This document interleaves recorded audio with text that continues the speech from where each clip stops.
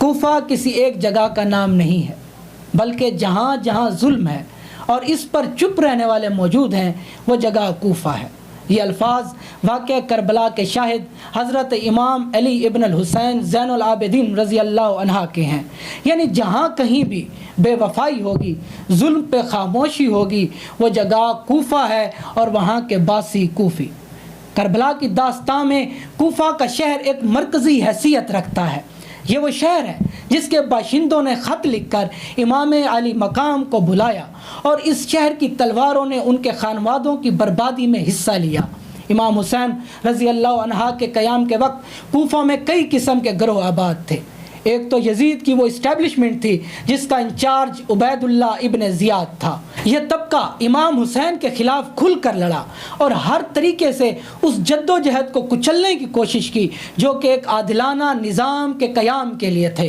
दूसरा तबका वो इशराफिया या कबायली सरदार थे जिन्होंने अपने सियासी और माली मफादात के लिए यजीद का साथ दिया।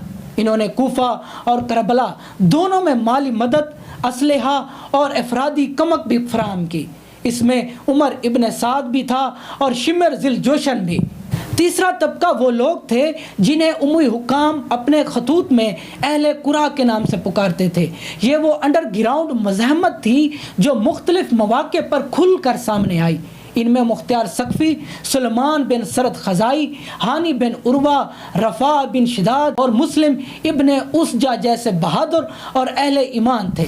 सबसे बड़ा तबका उस अवाम का था जो अपनी वफ़ादारी के लिहाज से तो हज़रत इमाम हुसैन रज़ी अल्लाह अन्हा के हमदर्द थे, मगर मसलहत पसंदी मामले की संजीदगी से लाइल्मी या खौफ के तहत खामोश रहे, जिन्होंने इस हंगामा खेजी में इबादत और ज़िक्र सजूद की ओट इख्तियार की और किसी किस्म के भी मुश्किल फैसलों से गुरेज किया।